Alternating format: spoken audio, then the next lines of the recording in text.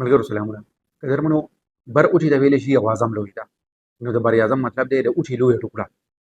د ټولو نه ډېرې تاسو ته دا معلومه وي چې زموږ دا ځمکه چې کومه ده نو دا 1% اوبه دي او یو کم 30% اوچه ده.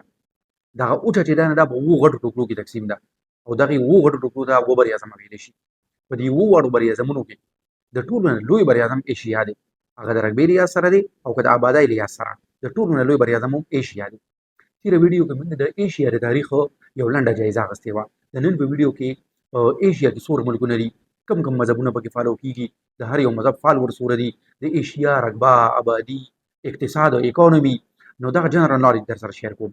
قدرمنو، د ټولو نه لومړی چې د ایشیا کومه رقبه ده نه هغه ده 4 کروړه 40 لکه مربع کیلومتره او دا د اوچې چې کومه ده نو د هغې 30% جوړېږي. یعنې د ټولې ځمکې چې کومه لینډ ایریا ده د هغې 30% د ایشیا بر اعظم دی.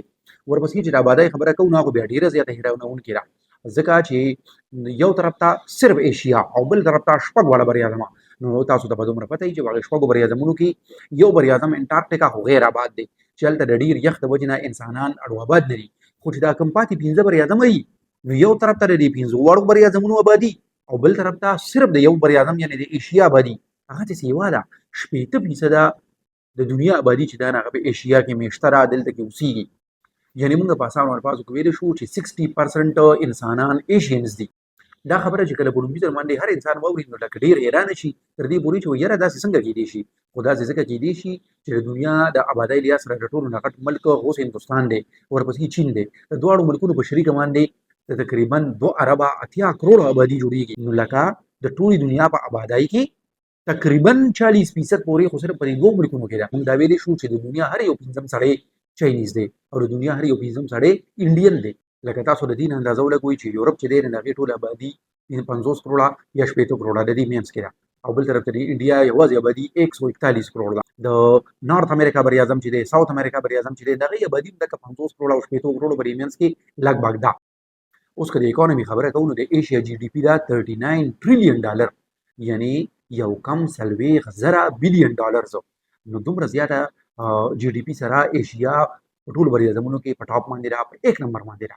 خو اوس دې ځای کې بیا یو سوال پیدا کېږي، هغه دا چې یورپ چې دومره مالداره بر اعظم دی او ریچست کانټیننټ ورته موږ وو نو د هغې جی ډي پي ولې د ایشیا نه کمه ده او بیا په ایشیا کې دا دومره زیات په ډېرو ملکونو کې غربت ولې دی؟ نو د هغې جواب دا دی چې د ایشیا 39 ټریلیون ډالر اکانومي کې 45% څخه خو صرف د چین ده چې هغه 18 ټریلیون ډالر ده. په مذهبونو کې په ایشیا کې د آبادۍ لحاظ سره د ټولو نه لوی مذهب چې دی هغه اسلام دی. د ایشیا ټوټل آبادي چې کومه ده نو په هغې کې د مسلمانانو آبادي 28% یعنې 28% ده. په 2م نمبر باندې هندو مت دی چې د ایشیا آبادۍ کې د دې حصه جوړېږي 2%. په 3م نمبر باندې یو مذهب نه دی بلکې په 3م نمبر باندې هغه لویه طبقه ده چې هغه یو مذهب سره تعلق نه ساتي او د ایشیا په ټوټل آبادۍ کې د دې ریشو جوړېږي 14%.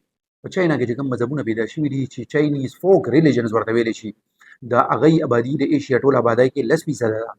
عیسایان په ایشیا کې 8% دي او پاتې چې کوم شو هغه نور وړو مذهبونه والا دي. اوس که تاسو نه څوک دا تپوس وکړي چې په ایشیا کې ټوټل ملکونه څومره دي نو ټول ملکونه چې هغه د یو این او د اقوام متحده ممبرز دي هغه یو کم 50 دي. یو ملک کې داسې دی چې هغه سره د اقوام متحده فل ممبرشپ خو نشته خو د ابزرور په طور باندې هلته کې شریک دی او دغه فلسطین دی او 15 پکې نور داسې ملکونه شته چې هغه د اقوام متحده ممبر کنټریز نه دي. هیله ده چې تاسو به ویډیو خوښه شوي، تاسو به زده کړه کړي. د داسې ویډیوز کتلو لپاره زموږ چینل ته راځئ. په ترتیب سره د دنیا د هر یو بر اعظم په باره کې به یو یا 2 ویډیوګانې تاسو سره شریکوو. د الله په امان.